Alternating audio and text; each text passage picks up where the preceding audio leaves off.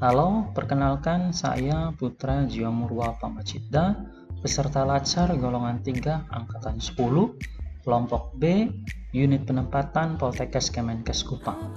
Berikut saya akan mempresentasikan hasil analisis isu dan gagasan kreatif mewujudkan smart governance. Adapun outline pada presentasi ini terdiri dari 5 poin. Yang pertama, pra-analisis, pemilahan penapisan isu, ketiga analisis isu, keempat rekomendasi alternatif penyelesaian isu, dan yang terakhir yakni gagasan kreatif.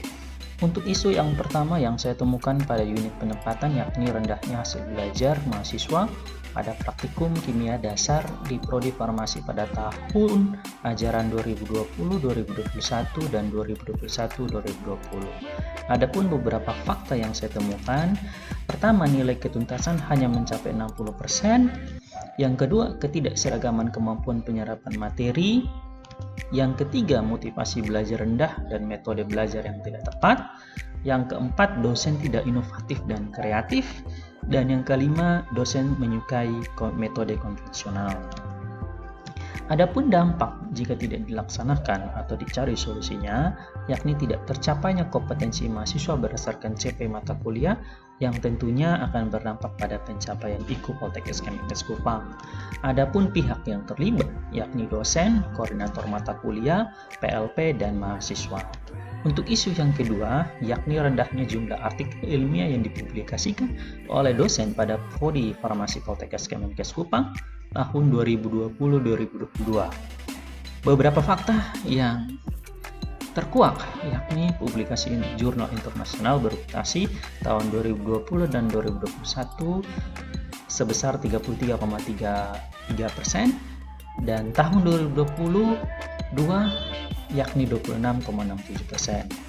Yang kedua, untuk artikel nasional bereputasi tahun 2020 sebesar 33,3%, di tahun berikutnya mengalami penurunan menjadi 26,6%, bahkan di tahun 2022 hanya 13,33%. Yang ketiga, ditemukan motivasi dosen untuk publikasi jurnal masih rendah. Yang keempat, pemahaman dosen terkait tata cara penulisan jurnal yang baik masih belum dimiliki. Yang kelima, dosen belum mengetahui pemilihan jurnal yang baik maupun cara submitnya. Bagaimana dampaknya? Yakni tidak tercapainya SKP sehingga indeks kinerja utama pegawai menjadi menurun. Untuk pihak-pihak yang terlibat seperti Ketua UPPM, Kaprodi, Sublitbang, dosen, dan mahasiswa. Berikutnya, untuk isu yang ketiga yang saya temukan yakni belum optimalnya penggunaan Philep oleh dosen Prodi Farmasi Poltekkes Kemenkes Kupang pada tahun ajaran 2020, 2021, dan 2021-2022. Beberapa bukti yang saya temukan yakni penggunaan Philep hanya mencapai 33,3% untuk kedua tahun ajaran, kesadaran yang minim, dosen tidak familiar terhadap fitur Philep yang ada. Yang keempat, dosen menyukai metode pembelajaran konvensional. Bagaimana dampaknya? Pertama, pasti rendahnya pemahaman materi oleh mahasiswa. Yang kedua, tentunya terjadi ketidaktuntasan nilai sehingga berdampak pada pencapaian IKU Poltekkes. Yang berikutnya, pihak-pihak yang terlibat yakni Kaprodi, penanggung jawab akademik, admin Philep, dosen, dan mahasiswa. Kemudian, pemilahan dan penapisan isu dilakukan. Untuk pemilahan menggunakan metode APKL, dilanjutkan dengan penapisan menggunakan metode USG, sehingga nantinya akan ditemukan isu terpilih. Untuk matriks penilaian kualitas isu dengan analisis APKL, ditemukan bahwa ketiga isu memenuhi penilaian berdasarkan analisis APKL. Selanjutnya dilakukan penapisan untuk ditemukannya prioritas isu. Kemudian dari hasil tersebut ditemukan bahwa isu yang pertama merupakan isu terpilih dengan jumlah nilai terbesar yakni 15. Kemudian dilakukan analisis isu sebab akibat dengan menggambarkan atau membuat diagram fishbone. Berikut merupakan gambar diagram fishbone. Di sini terdapat 4M menjadi poin penyebab, di mana ditemukan kurangnya inovatif dalam penyampaian materi, kegiatan bersifat monoton. Selanjutnya untuk metode, belum ada pengembangan metode pembelajaran, metode yang digunakan masih konvensional. Untuk material, belum tersedianya media kreatif. dan biasanya materi yang disampaikan hanya berupa tulisan dan lisan. Dan yang terakhir adalah mesin, belum tersedianya software pembelajaran praktikum kimia dasar. Beberapa penyebab ini menjadi dugaan penyebab rendahnya hasil belajar mahasiswa pada praktikum kimia dasar di jurusan farmasi.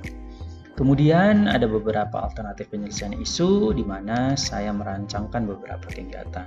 Yang pertama, membuat panduan pengoperasian Iridium Chemistry Lab, dalam hal ini merupakan software pembelajaran kimianya, dengan beberapa tahapan, yakni melakukan konsultasi dengan mentor, kemudian melakukan koordinasi dengan rekan kerja dalam hal ini tim teaching, kemudian membuat panduan Iridium Chemistry Lab.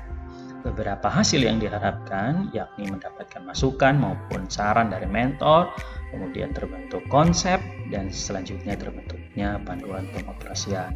Kegiatan kedua, saya membuat kuesioner, pretest dan posttest, yang mana hasil dari kegiatan ini diharapkan terbentuknya soal pretest dan posttest.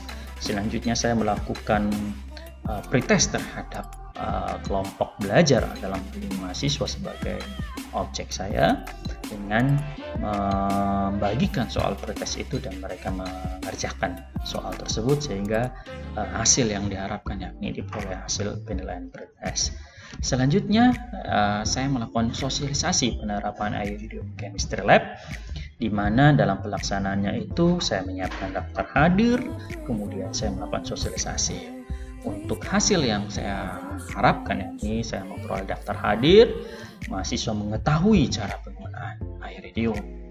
Kemudian saya melakukan posttest, saya membagikan soal-soal tersebut kepada mahasiswa dan meminta mahasiswa itu menyelesaikan soal posttest. Hasil penilaian posttest merupakan hasil yang saya harapkan.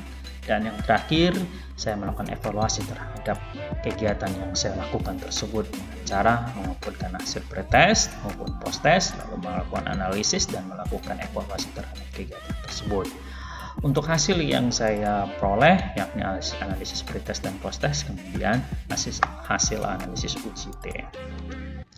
Sehingga dari seluruh rangkaian analisis maupun rancangan kegiatan, adapun gagasan kreatif yang bisa saya berikan yakni penerapan metode belajar menggunakan pendekatan virtual lab berupa software Iridium Chemistry Lab pada praktikum kimia dasar, khususnya metode titrasi.